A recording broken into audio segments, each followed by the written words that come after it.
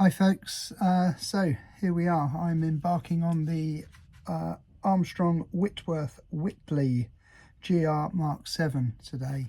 This is something that I've been looking forward to a long time. Just had a quick run through the instructions, all set out nice and clearly by Airfix, and I'm going to start on the cockpit assembly now. I like the way this goes together in sort of modular sections. Actually, it's really very cleverly designed, and so I'm very much looking forward to getting stuck into this model over the next few days. So that's me underway. I've opened the box, had a good look through the instructions. Here are the main frames to show you. A number of little antenna and some ordnance on this small sprue. These wonderful, great big chunky wings. Look at the size of those, and isn't that that detail on the surface is very well represented. Here we've got some fuselage sections and other bits and pieces, the wing spars, cockpit sides and so on, and the floor.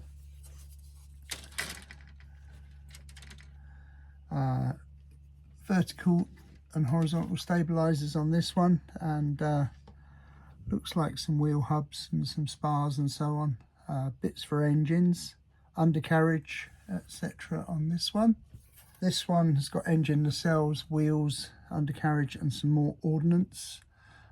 Tempted to build it with the bomb doors open, so you can see some I believe it's got a choice of bombs or I don't know if they're depth charges. Let me just have a little look at the instructions, because it said a moment ago what they are. No, I'll come back to you on that one. I can't remember how it described them.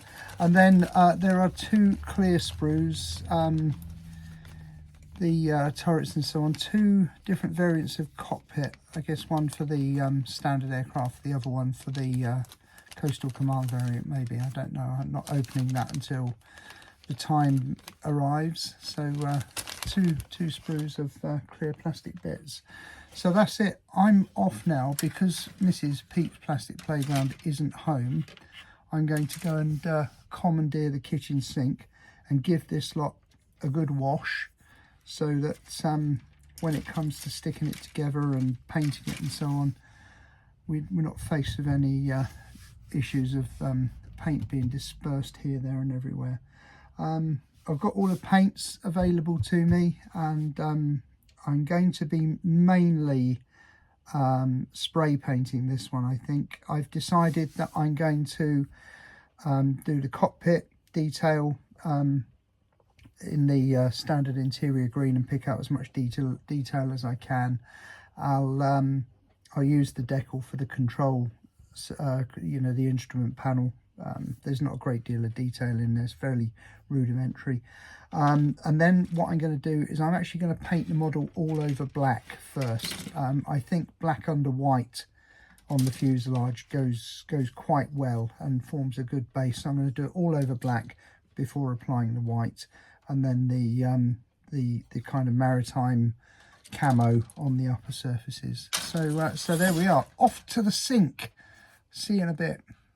So it was time to get this build underway, and it was very easy to release the parts from the sprue with only minor bits of filing necessary to clean everything up to ensure a decent fit. First up was the cockpit assembly, with the cockpit floor all being painted in the traditional Humbrol number 78 cockpit green. There's an option to do the navigator's table in the raised position, and that includes decals for a couple of map sections as well, which is nice. There you can see the completed cockpit section, which completes part one of the modular part of the build. Next, it's on to the fuselage sections. So there's the floor of the main fuselage that I'm just filing up there, and then sticking the two sides together. There's also some glazing for some small windows along the sides of these sections. There it is. It goes together really very nicely. Didn't need too much filler. I had to drill numerous holes because of this being the GR7 version. There's lots and lots of antenna for the radar equipment and so on. So there we are. There's the sides together. There's the cockpit going into position. And by this point, I put the basics of the wings together and just put it together in a dry fit. Nice little details in the cockpit. Okay, so next it was time to finish off putting the wings together. You notice I'm using MkVll Professional contact adhesive on this section. I like that glue. It's easy to put on. And my favourite clamps that I got from the model show at the Tank Museum.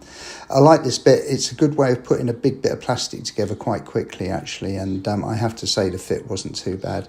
There's the first trial on the 3 sections going together. Look at that. What a design. Absolutely brilliant. There goes the cockpit and the fuselage. Clink. Nice and tight. And for this bit, I'm using some AK thin cement. It looks very much like Tamiya thin cement, but it's in an AK jar. I picked that up at Jadlam down in Somerset when I was down there recently. To be fair, I did have to put a bit of fill around these bits. The flaps went on easily though, and they're in the open position. Horizontal stabilizers in very easily with the ailerons in position. And then these brace bars across to the vertical stabilizers fit like a glove. There's a nice little recess in the fuselage for those struts to fit into, and they really do fit well. Looks really nice. Didn't I do well?